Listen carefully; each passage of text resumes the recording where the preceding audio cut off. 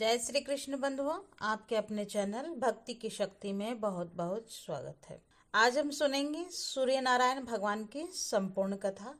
जैसे सोमवार के दिन भोलेनाथ को समर्पित है, शनिवार का दिन शनिदेव को समर्पित होता है, वैसे ही रविवार का दिन सूर्यदेव को समर्पित माना जाता है। सूर्यदेव को नवग्रह में राजा माना जाता है, इसलिए सूर्यदेव की पूजा के साथ साथ रविवार के दिन इस कथा को सभी को जरूर सुनना चाहिए। प्राचीन कथा के अनुसार एक बार एक नगर में एक वृद्धा रहती थी। वह रविवार को नियम से घर आंगन को गोबर से लीप कर फिर भोजन तैयार करती और फिर सूर्यदेव को भोग लगाने के बाद ही खुद भोजन किया करती थी। ऐसा व्रत करने से उनका घर धन्य धान्य से भरा रहता था। हरि की कृपा से घर में किसी प्रकार की कोई दुख नहीं होती थी। घर में सब कुछ आनंद मंगल चल रहा था। इसी तरह कुछ दिन बीत जाने पर वह पड़ोसन जिसकी गाय का गोबर वह वृद्धा लाया करती थी, वह विचार करने लगी कि यह बूढ़ी माई हमेशा मेरी गाय की गोबर ले जाती है।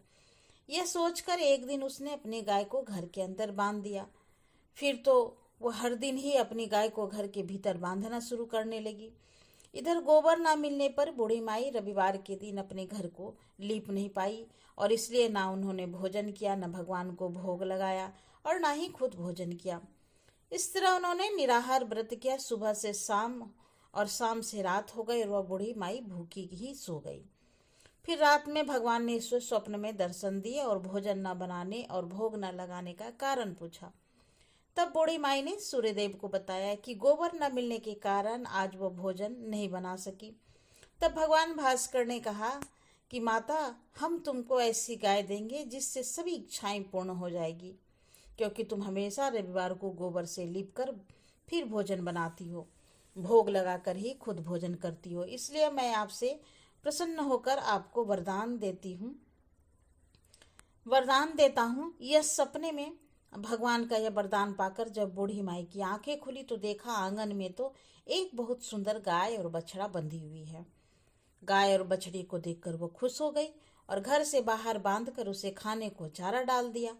इधर जब पड़ोसन ने बुढ़िया माई के घर के बाहर बहुत सुंदर गाय और बछड़े को देखा तो ईर्ष्या होकर उसका हृदय जल उठा और जब उसने देखा कि गाय ने तो सोने का गोबर दिया है तो वह गाय का सोने का गोबर उठाकर ले गई और अपने गाय के साधारण गोबर को उसकी जगह रख दिया। वो रोजाना ऐसा ही करती रही और इधर सीधी सादी बूढ़ी माई को कानो कान इसकी खबर तक नहीं थी। एक दिन सर्वव्यापी ईश्वर ने सोचा कि चालाक पड़ोसन की वजह से वृद्धा ठगी जा रही है। तब एक शाम उन्होंने अपनी माया से उसे जोर से आंधी ला दी और आंधी के डर से बूढ़ी माई ने अपनी गाय को घर के भीतर बांध दिया। जब गाय ने गोबर दिया तो वह हैरान रह गई। फिर तो वह रोजाना अपनी गाय को घर के भीतर ही बांधने लगी। उधर पड़ोसन ने देखा कि गौ घर के अंदर बंधने लगी और वह सोने का गोबर उठाने में कामयाब नहीं हो पा रही है। तो कुछ उपाय न देखकर एक दिन पड़ोसन ने राजा के महल में जाकर सारी बात बता दी। पड़ोसन ने राजा से कहा, महाराज, मेरे पड़ोस में एक बुढ़िया के पास ऐसी गाय है जो आप जैसे राजाओं के योग्य है और वह गाय रोजाना सोने का गोबर देती है। आप सोने से प्रजा का पालन कीजिए। बूढ़ी भला उस सोने का क्या करेगी? राजा ने यह बात सुनी तो सुनकर अपने दूतों को बुढ़िया के घर जाकर गाय लाने की आज्ञा दी।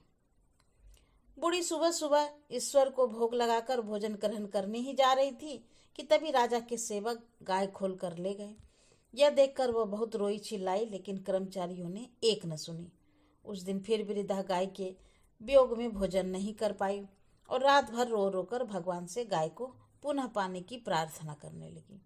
वहीं दूसरी ओर राजा गाय को देखकर बहुत प्रसन्न हुआ और सुबह जैसे ही वह उठा तो सारा महल गोबर से भरा दिखाई दिया। राजा यह देखकर घबरा गया। भगवान ने रात में राजा को स्वप्न में कहा, हे राजा, गाय वृद्धा को लौटा देने में ही तुम्हारी भलाई है।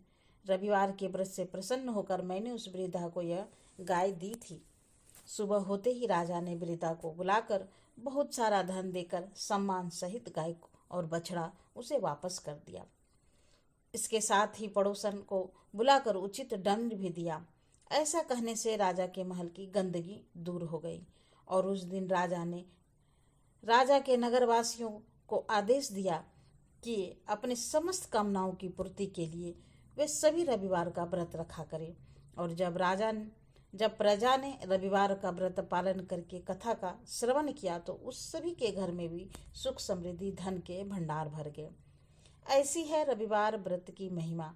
तो बोलिए सूर्य नारायण भगवान की जय। जय आदित्य नारायण भगवान की जय।